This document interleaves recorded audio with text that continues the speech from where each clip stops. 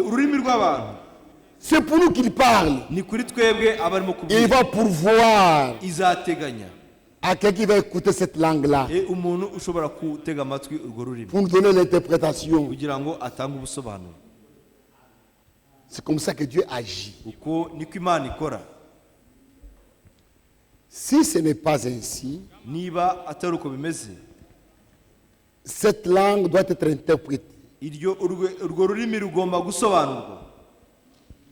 Et la langue, quand elle est interprétée, Kandi ururimi iyo rusobanuwe c'est la même chose que la prophétie. biba bimeze nk'ubuhanuzi. Quand la langue est interprétée, Iyo ururimi rusobanuwe c'est la même chose que le don de prophétie. nicyo kimwe n'impano yo guhanura. À ce moment, on doit faire très attention. Kuri ibyo bisabye kwitonda cyane. Celui qui prophétise, Uhanura le don de prophétie impano y'ubuhanuzi ne peut pas s'exercer en privé. ntabwo ishobora gukorera ku muntu ari wenyine by'umwihariko. Non. Oya, La langue interprétée, ururimi rusobanuwe comme le don de prophétie, nk'uko impano y'ubuhanuzi ne peuvent pas être exercés en privé. nayo itakoreshwa by'umwihariko umuntu ku giti cye. Quelqu'un ne peut pas être seul à la maison. Ntabwo umuntu yaba ari we mu rugo wenyine Il prie seul. ngo asenge wenyine, Il commence à parler en langue noneho atangire kuvuga mu ndimi et il s'interprète lui-même. nawe ubwe atangire yisobanure. Comme moi, j'étais pentecôtiste. Ngewe nabaye umupanekote, J'ai vu cela chez les pentecôtistes. ibyo nabibonye mu bapanekote, Et cela, on le retrouve même dans ce message. kandi ibyo hari aho ubisanga na hano mu butumwa bwiza. Quelqu'un parle en langue. Umuntu akavuga mu ndimi akavuga Mwamba. ati mwamba, Lui-même répond, Seigneur. akarere agasubiza ngo mwami. Mwamba. Akavuga ngo mwamba. Le Seigneur appelle dans sa bouche. Mwamba.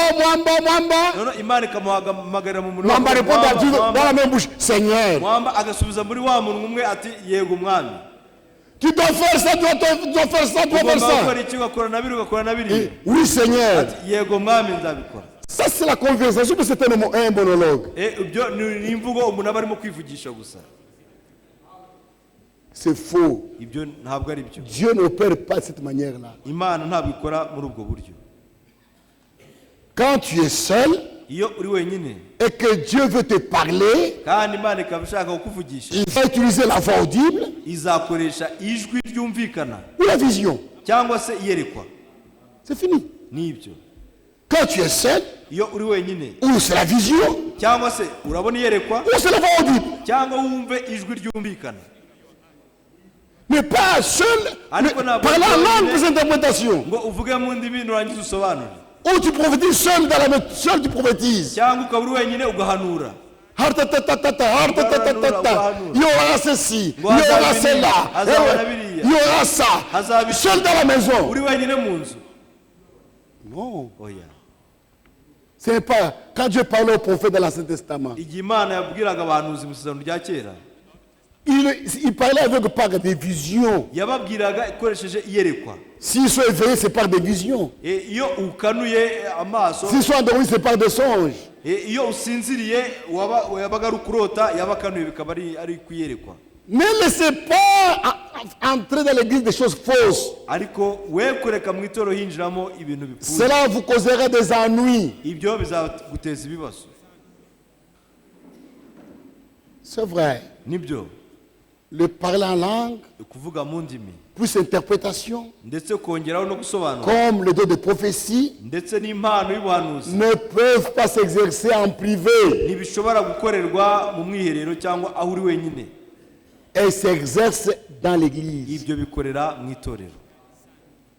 C'est que nous lisons Nibyo dusoma dans 1 Corinthiens. mu Bakorinto ba mbere. 1 Corinthiens 14. Abakorinto ba mbere cya 14.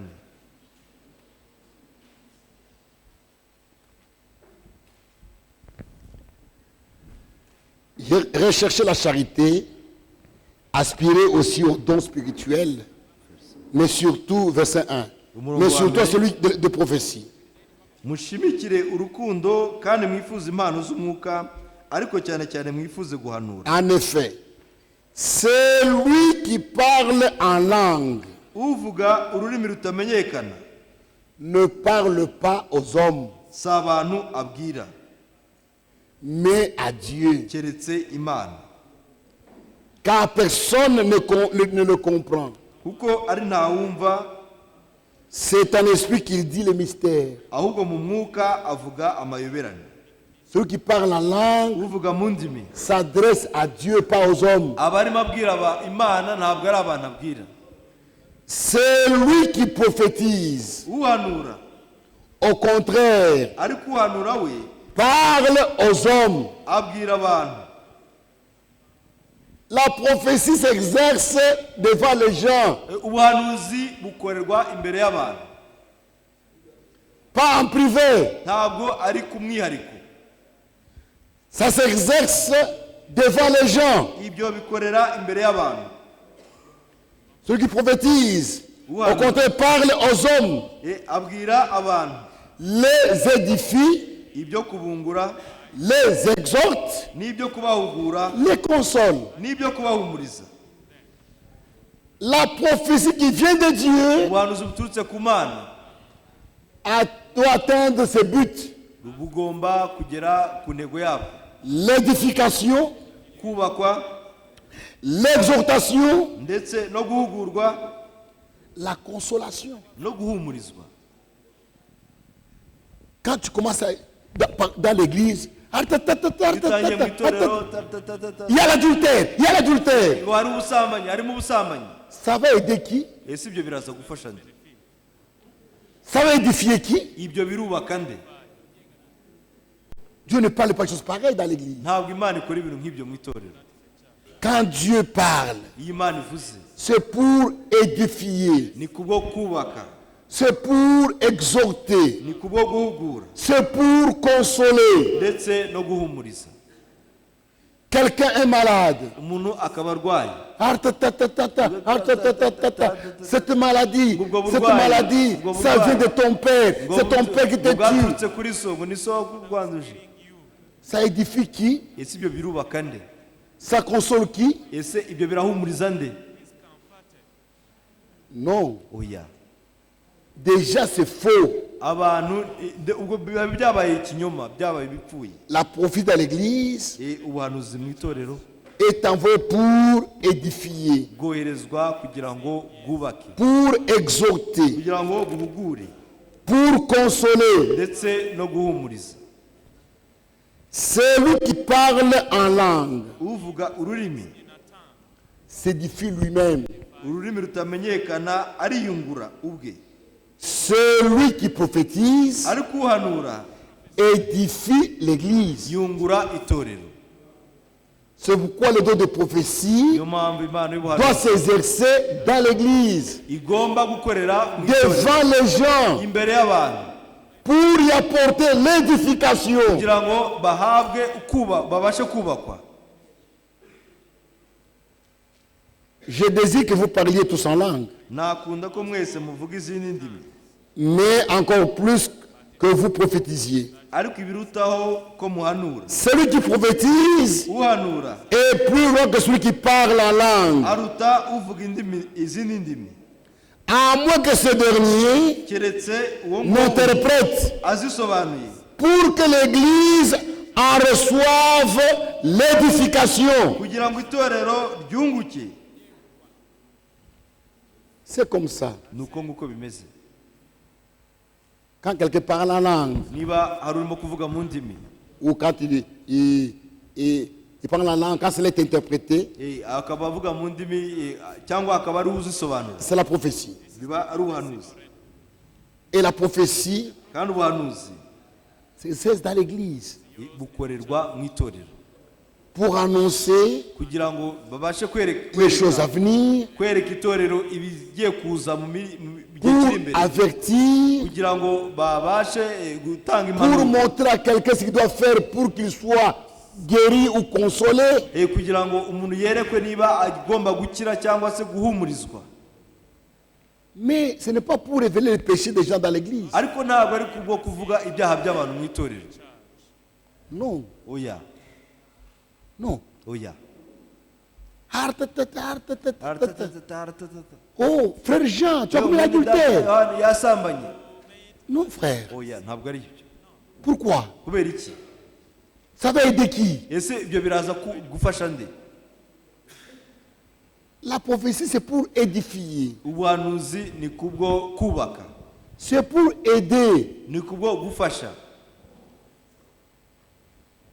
Maintenant, noneho par la prophétie, binyure mu buhanuzi Dieu peut révéler les secrets d'un païen. imana ishobora guhishura amabanga y'umupagani. Un païen qui vient dans l'église. umupagani uba mu itorero. C'est ce que nous lisons. ibyo ni byo dusoma.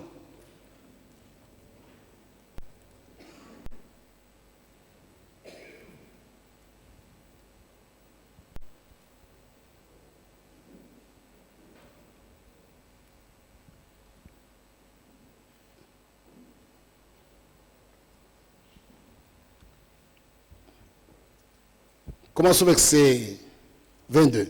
duhere ku murongo wa 22. Par conséquent, nicyo gituma les langues sont un signe, indimi zitamenyekana zitagenewe kubera non pour les croyants, mais pour les non-croyants. ikimenyetso keretse abatizera. La prophétie, au contraire, est un signe, nicyo gituma indimi ni ubuhanuzi, non pour les croyants, les non-croyants, mais pour les croyants. naho guhanura ko ntikwagenewe abatizera keretse abizera. Si donc,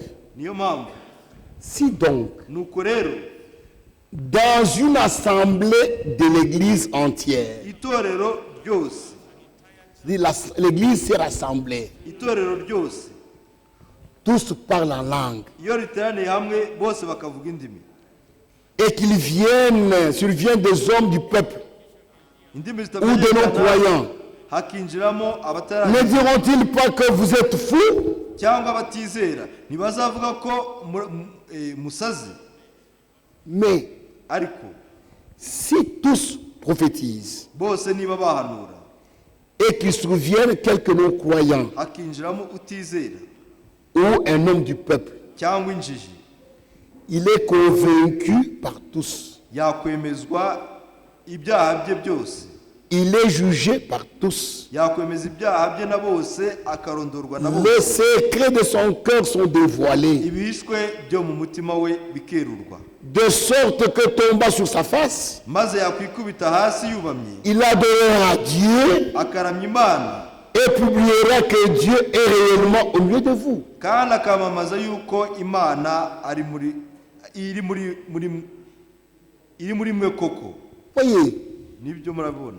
on dirait pour le païen qui est venu parmi nous, on peut révéler ce qu'il est. noneho tukareba Pour qu'il reconnaisse la présence de Dieu parmi nous. umupagani waje hagati yacu kugira ngo Imana ivuge ibiri muri we, abashe kubana natwe. Le don de prophétie impano y'ubuhanuzi sert à l'édification. ifasha kubaka. Maintenant, noneho celui qui a le don de prophétie, ufite impano yo guhanura, cela ne fait pas de lui un prophète. ibyo ntabwo bimuhindura umuhanuzi. Celui qui a un don de prophétie ufite impano yo guhanura n'est pas prophète. ntabwo ari umuhanuzi. Ne le laissez pas agir comme des prophètes. we kureka akora nk'umuhanuzi. Ils n'ont pas le ainsi dit le Seigneur. ntabwo aba afite uku ni ko Uwiteka avuga. Et aujourd'hui, kandi uyu munsi beaucoup laissent les gens qui ont donné de prophétie abenshi bareka abantu bafite impano yo guhanura agir comme des prophètes. bagakora nk'abahanuzi. Un prophète, quand il dit ainsi dit le Seigneur, umuhanuzi iyo avuze ngo uku ni ko Uwiteka avuga, on le juge par l'accomplissement ou pas. bamugenzurira uko bizasohora cyangwa se bitazasohora. On n'a pas à juger, regarder Non. ntabwo babicira Quand il a urubanza. parlé ainsi dit le Seigneur, Iyo muravuze ngo uko on Uwiteka attend avuze, l'accomplissement. bategereza gusohora kwabyo. Mais celui qui parle en langue ariko uvuga mu ndimi et qui interprète, ou akazisobanura celui qui prophétise, cyangwa se uhanura, quand il a iyo parlé, yavuze on ne doit pas accepter ça du coup. ntabwo bigomba kwemerwa na gato, On doit attendre. hagomba gutegereza. On doit attendre Bisaba gutegereza que cela soit jugé. kugira ngo ibyo bigenzurwe. Quand les juges ont jugé Iyo abagenzura bamaze kubigenzura et confirment que cela vient de Dieu, bakemeza ko biturutse ku Mana, à ce moment, l'Église prend cela comme ainsi dit le Seigneur. icyo gihe itorero ribifata nk'aho ari uko Uwiteka avuze. Mais quand l'Église est mal enseignée, Ariko iyo itorero ryigishijwe une nabi, prophétie sort, on s'emballe, Dieu a dit, Dieu a dit, Dieu a abantu dit. Non, bakaguruka, frère. Imana yavuze, oya bene data. On doit prendre l'Église de cette terre, Itorero rigomba kwigishwa d'attendre que cela soit jugé. gutuza, bagategereza ko ibyo bicirwa urubanza, bibaza kugenzura. Et quand Kandi cela est jugé, iyo bimaze kugenzurwa, on annonce à l'Église, bibwirwa itorero, les frères tel umwene data a parlé en runaka langue, yavuze mu ndimi, tel a interprété, kanaka nawe arasobanura, et il a été dit ça, ça, ça et ça. kandi havuzwe gutya Tel na et gutya, tel ont jugé. kanaka na kanaka Ils ont dit barabigenzuye, que cela vient de Dieu. babona ko biturutse ku Mana, On attend. noneho bakabitegereza. Quand cela arrive, Iyo bibaye, gloire à Dieu. niko Imana ishimwe. Quand cela n'arrive pas, Iyo bitasohoye, ce sont les démons qui sont entrés. biba ari amadayimoni yinjiye, Et il faut les faire taire. kandi bisaba kuyacecekesha. On ne doit pas les épargner, on doit les faire taire. Ntabwo bigomba kubabarirwa, ahubwo bigomba Et gucecekeshwa. prier pour que les démons puissent continuer à les utiliser. Ugasenga no kugira ngo amadayimoni abantu ntazongere Dieu kubakoresha. ne peut pas mentir. Imana ntishobora kubeshya. C'est vrai. Nibyo. Quand une prophétie ne s'accomplit pas, ce n'est pas Dieu, c'est Satan qui agit. Iyo ubuhanuzi budasohoye ntabwo ari Imana, ahubwo ni Satani wakoze. Et personne Kandi nta muntu n'umwe qui n'est pas prophète, utari umuhanuzi, qui n'a pas ainsi dit le Seigneur, udafite ukuni k'Uwiteka ne avuze, peut se mettre devant les gens ntabwo ashobora guhagarara imbere et y'abantu dire ngo avuge ngo fais ça, ngo fais ça, ngo gira fais gutya, ça. gira gutya. Peut dire Ushobora kuvuga uti ta maladie est terminée. ngo uburwayi bwawe burarangiye. Tu dis, quand tu as prononcé cette phrase, Urabona, iyo umaze tu dis, gusohora tu iyo dis à un nteruro frère malade, ukabwira mwene data urwaye, ta maladie est terminée. uburwayi bwawe burarangiye, Tu es prophète, uri umuhanuzi, tu parles avec quelle autorité? urabivugana ubuhe bubasha n'ubutware? Tu n'es pas prophète. Ntabwo uri umuhanuzi.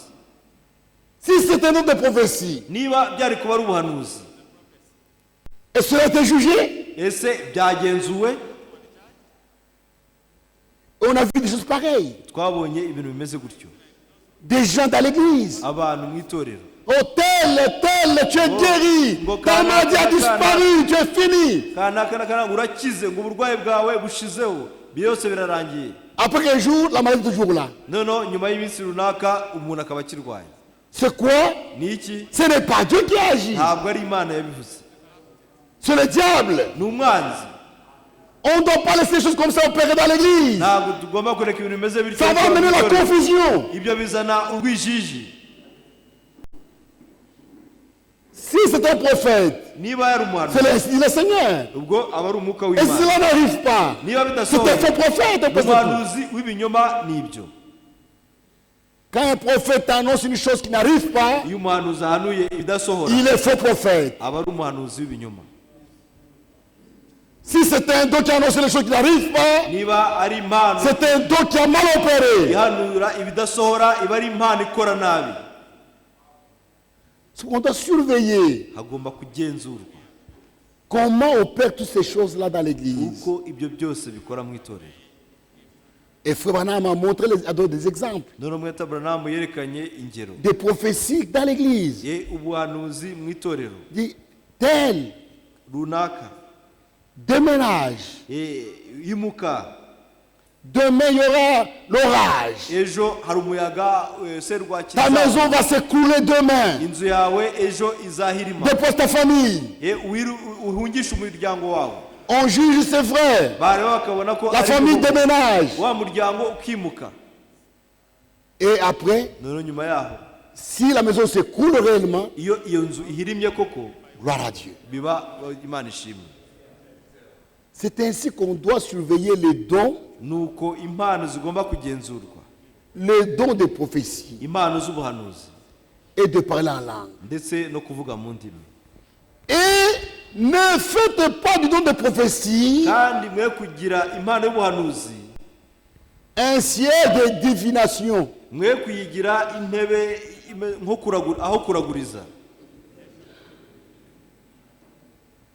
Frère, c'est terrible. Parce que tel a un don de guérison, on commence à aller le consulter.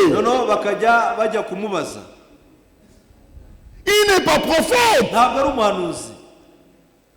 On peut consulter un prophète.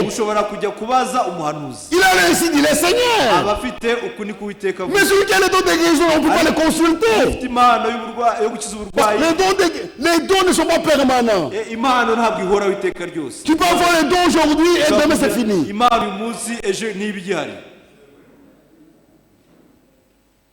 Voyez. On ne doit pas les consulter quelqu'un qui a le don de guérison, le don de prophétie. Demandez un peu à Dieu. Qu'est-ce qui arrive dans ma vie?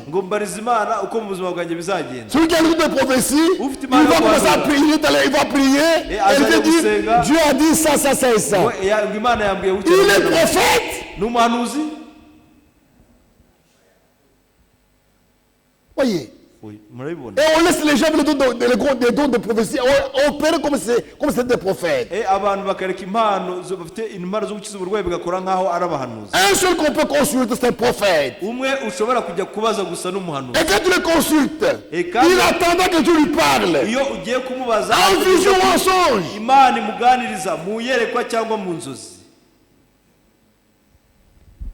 C'est ça. On doit faire très attention avec ces dons. Avant que les dons soient acceptés, ça doit être jugé. Et ceux qui jugent, et ceux qui ont parlé, quand ça arrive, nous donnons gloire à Dieu. Quand cela n'arrive pas, on doit prier pour eux, pour chasser les démons qui sont entrés pour déranger l'église. Quand le don n'est pas bien surveillé, ça peut vous amener très loin. Frère Franck a connu l'expérience dans son assemblée. Il était habitué aux prophéties qui arrivaient. Une fois, une prophétie sort. Ordonne tel frère et telle sœur dans le ministère.